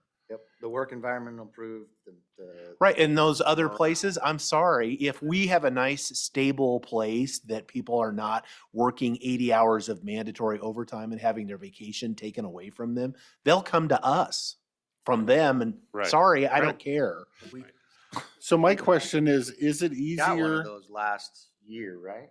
to go through the union Okay. and add, say, communication officer boxes to the org chart, and then if we decided to remove them later? Or would it be easier to leave that part of it the way it is add 6 training people. And if we wanted to drop that down to 3 later. Staffing is generally management, right? In the union, we don't bargain over the number. of Okay, so comp none of that's officers, irrelevant. but- Right, so that wouldn't Okay. be an issue. I mean, And I think the way it would work best would be just to have the positions available to fill, and then the titles as promotions, and just like we have comms officer, lead, and so forth, there's promotions within the boxes that we have. Right, I'm just thinking But we if, just need the if we do boxes. 6 now, and let's call them training just for sake of argument, and eventually 3 of them fill these boxes, we're not gonna go back out and rehire for 6 more training if all those boxes are full. We might do 1, we might do 2. Based on what You we know, see. We will do we're what- gonna need to reduce that 6 or leave 4 of them unfilled. And I'm just trying to figure out which Well, he way knows would the work better turnover- to He do knows that. the turnover rate of the training program, so you should always calculate how many you need in the queue to be trained based on To the keep up turnover. with With current the 5 to 6 momentum. month lag. Right. Right. And right now, what the few months that we were fully staffed, we use the casual positions as that. Right. To get somebody in the casual, train them and have them, ready to go. So, and it worked at the beginning, it worked because those positions in that casual position moved up to Right. a full-time job. So even if we did the extra 3 positions today, my point is, this isn't fixing it. We might need to readjust this in 3 months, 6 months, 9 months, tweak it, but it's a step in the right direction anyway. And that's gonna be my recommendation to my seatmates. I think we need to have the conversation with the union about, because honestly, I find I try to do everything to be fair. And when you have these people with a burnout rate like this, I understand with the sheriff's office why you get paid the regular amount. You've been through it. There's a 2%, burnout rate in the training. I understand that. But when you have something like this and you guys are stuck having to do the training and working harder because now you're training and doing the job at all times, there should be that position as you move from training and then you either go into the full-time position or you go into a casual position. If you're hiring 6 people at the same time, the ones that are the smartest and brightest and get through it the quickest, that are willing to learn that fast, they go into the full-time position because they're more than likely to succeed. Those that get through it last are going to fall into that casual position. Some of them aren't going to make it. And then you start the next set of them because there's going to be turnover at that regular rate. It's just the business of it. We just need to be able to get there.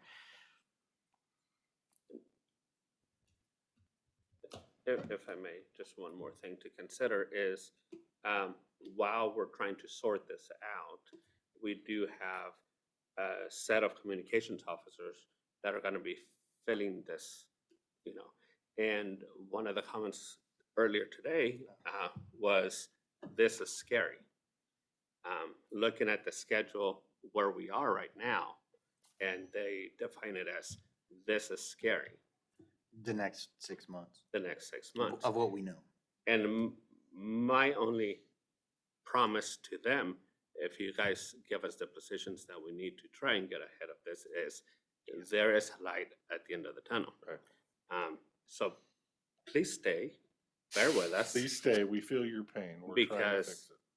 all the ones we have except for 2, and one of them agreed to be a training officer today. So they're the ones that are gonna be training. And if we continue down this path, I can't guarantee we're gonna have the staff that we have. With the amount of overtime that we have and continuing down this road is gonna be harder. So They're a dedicated bunch of people. and do they're you gonna have stick enough with it. people that can train this many people at one time? Yes. Yeah, I wouldn't have come to you with this solution if I didn't know that we could do it. Mr. Sauter, your opinions? I'm in favor of adding the 3 boxes. What we call them or don't call them and all, I will let you work that out. I think if we don't, we are going to be in a crisis that we're not even in. And I think we do have to we have to give people some hope of a solution. These are super dedicated people, as you said, but they are not, they're still humans. And eventually people burn out and they leave and they go do other things, and you can't really blame them. And so I just add the boxes, we'll figure out how to pay for it if in fact it actually materializes. And in this mythical world, when you are overstaffed and we have 0 overtime and you're still need a little, there's not enough money. We might put them to work. You're not in going the to come jail. back and talk to me because I won't be here anymore, because I don't think anybody will be here anymore, because I don't think it'll ever actually happen. But Snowball somewhere comes to mind. exactly. And Jeff So does I'm- believe he has the money in his fund balance at this point to do it. So, right. Yeah. Fund 135 has fund balance to. Although reminding everybody, just to be on the record, Here. fund balance is not, Real money. well, it's It's like real monopoly money. It's money. not appropriated for expenditure. We No, we don't leave. have- I know, but you're not asking for more dollars, but and this message is not to you, it's to the universe that if Jen's getting up right it now. is right now. Jen is standing on her desk right now. That fund, We'll have to the come- budget is the appropriated expenditures, and the difference between stays in the fund, and that is, Goes but away, they come That's back what I here. said. This might change later. Let's see no, how but it plays I think that is relevant now as far as that the cash is sitting there, but it is an additional expenditure potentially. Correct. And so. And I'm even willing based to support that investment is what I'm saying. based on the overtime that we know we're already going to incur between now and at least September, it will necessitate a supplemental budget request. There's no way. Right. I'm sorry. Yeah. I- People over air conditioners. Sorry. You said you had one more thing. No. You keep whispering in my You're ear. winning. You should probably be quiet right I'm- now. That's what- Full disclosure, I'm not going to win on You false got 2 out of pretenses. 3 and 1 hasn't spoken yet. So Advertise for 6. I think the direction is work with HR, get this thing figured out. We know we're gonna have to do this. We know we need to get them going. We know we need to get them trained. That is the fact of life. The fact that every business out there is currently trying to hire, and if I could go work 9 to 5, Monday through Friday, you will always probably get a high turnover rate. When the market turns around and people are looking for work and willing to work really hard, then we might not have to have those training slots full as often as that. But this is the real reality right now. And I would also like to say thank you for all of the overtime you were putting in. You were working your tail off and filling in, and Mine's we free see right that. now. And I hope you realize now what it is like to be a salaried employee and how much fun it can be. But thank you. Never You- do the math. Yeah. Yeah. Again, thank you though. Are we clear? and I appreciate how much both of you are fighting,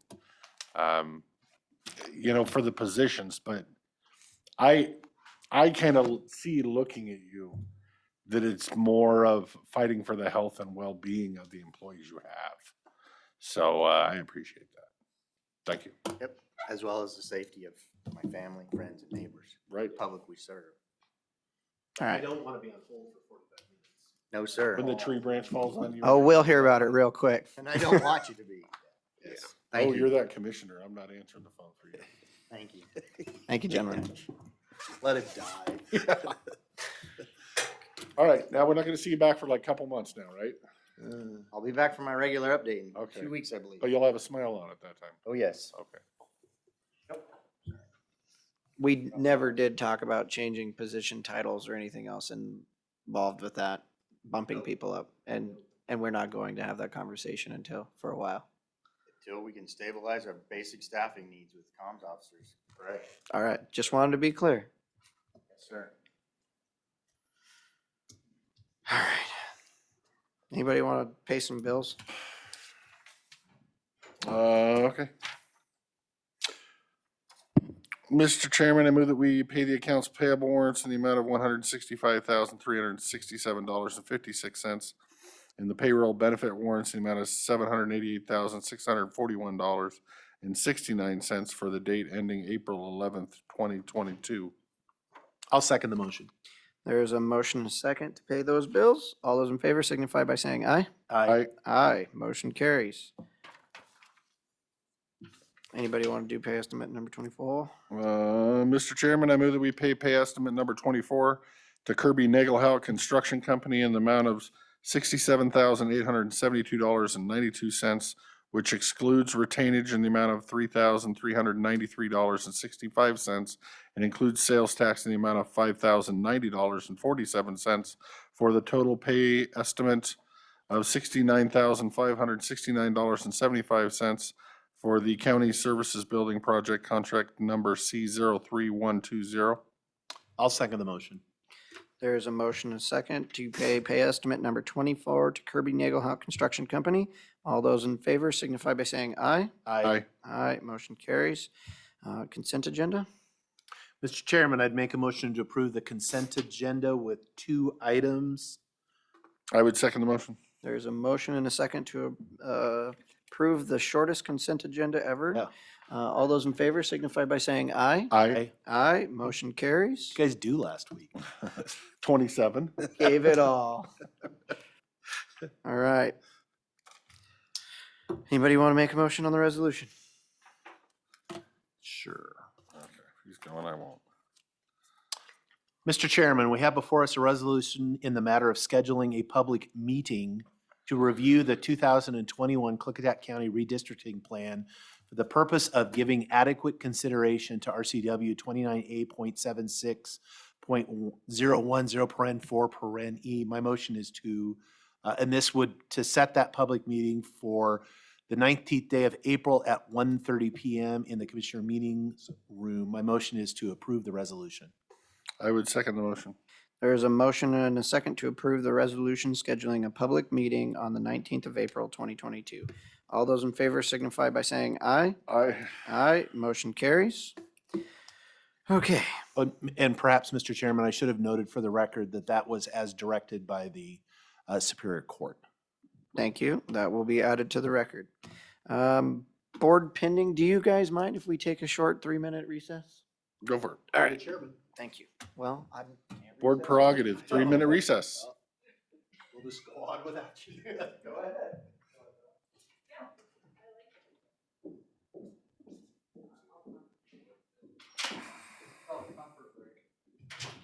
Comfort Is break. that what we call that now? I forgot about that.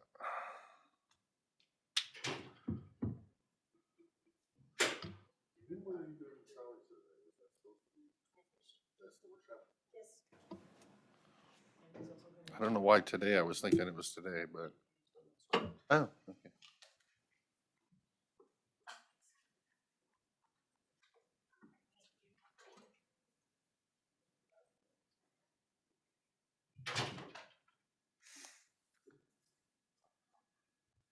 You don't look like you've been around here for a while. You've been on vacation in a warm, sunny place. I know you were. You came home to some. Have him tell you about. This is just to remind me when I'm having a bad day. All inclusive bracelet. My hand bracelet. Yeah, my hand. Yeah. Smoke it. Smoke it. It's like the rosary beads. Yeah. Actually, I can take it off, but I don't think I can by myself.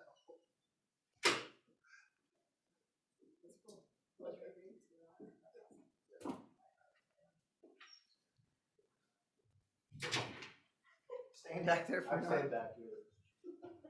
Can't think of it. Oh, vacation Yeah, I will. will get it. Life was easy when I was there. Just trying it out for the Yeah. future. Brendan and I are gonna carpool. Yeah. Public comment or anything. Oh, yeah. public comment, baby. So we're here at 1. That's right, we will. Buckle up, baby. All right, we are back. Board pending. What do you have? Anybody? Go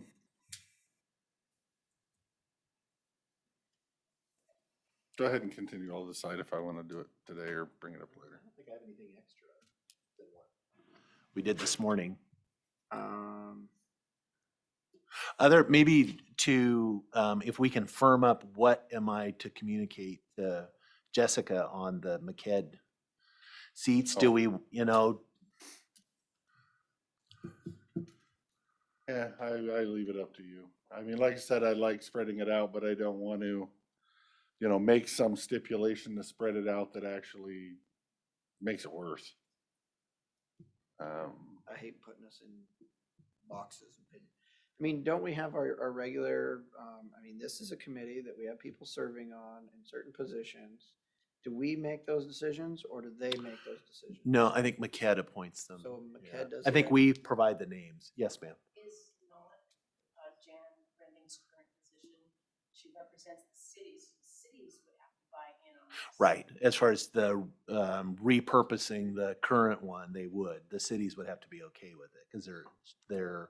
So there is an opportunity there. Maybe there's somebody we could put it out All there, they're and really maybe the looking for is- Goldendale, maybe they have a person that wants to serve as the city. Either way, we're going to have to replace the tech sector person because the current one, whether they get repurposed, they're not in the tech sector anymore. I think doesn't McHead do the tech sector person? I believe so. Well, the board appoints all of them, as far as I believe. They ratify or, the advise and consent or however. Yeah, no, that As far works as the for me. McKed board. We reach out to the city over here and they have somebody that's, I mean, the only one I can honestly think of is Mylan, but, Yeah. and if that works for everybody, I'm fine. If it doesn't work for everybody, I'm Okay. fine too. Okay, I'll communicate that to her. It really is their decision. Yeah. Yeah. It's up to the cities whether they Well, want. and as well as up to McKed. McKed on the actual tech. appointments. Usually that is generated by your clerk to the cities to get it going. Oh, okay. Yeah. Yeah. Yeah, because the cities have to, they choose who and then they're ratified by the McKed board. And the cities have, I mean, Jan's been on there for a long time as the city. When she was in Bingen, she was, Mhm. so she's been with McKed. I think she's like one of the founding members Of of McKed. The, statement, policy guidance, whatever we were talking about this morning, could we throw that on the agenda for the workshop then too? Maybe hammer some of that out, or at least get the ball rolling? Yeah, absolutely. Just keep adding to the workshop. If we're driving up here, we're sticking around for a while. Yeah. Till we got nothing left. Make sure any department head or elected that has involvement with those issues is also invited. Yes. That's good advice. Okay, my update, I went to a CPAC, Coalition for Preventing Abuse in Klickitat County meeting yesterday. It was my first one I attended. It was informative. Have you been to one? Mhm. Okay. So then you guys are all well aware of how it works. I just had never been invited before. It's, yeah, no, they're kind of enlightening. And then the only other update is the bridge is taking away all my life force. All Yeah, your you did a life good or one. all your life force? Yes. Yep. So those are my big updates right now. Okay. All right. Would you wanna go for it? No, I was just gonna kind of talk about the comp plan, but I think that's gonna revolve around more discussions on the salary survey and what we're offering for pay and all that kind of things to finally, I guess I would say I'm worried that by the time this comp plan finally gets moved on, I won't be sitting in this chair anymore. And then it will be back to, I don't want to do the comp plan, and we'll be sitting on a 30-year-old comp plan. So I'd like to get it moving eventually. I mean, we kind of, we had a moratorium a year ago.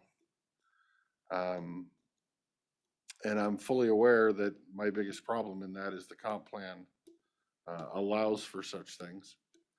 And here we are a year later, and we're no farther along than we were a year ago. And so I would like to discuss ways that we could potentially start. But we'll do that at the workshop, because that might have to do with salary or what we're willing to pay, or if we're gonna hire an outside consultant, or if we're gonna shift personnel, or that can all be talked about at the workshop. Okay. Sounds good. I don't want to keep you guys too long, and we have our next victim waiting in the back, so. We're almost on schedule. I love being on schedule. Next up, Prosecutor Cannell. Do you have anything for open session? Not really. I was just wanting to talk about the pending and threat litigation. Okay. How long? 15 minutes. Oh, we will start at 15 minutes. Okay. Thank you, everyone, for being a part of your local Klickitat County business. We are going to be entering into executive session, and when we come out, we have no expectation of doing any county business. Correct?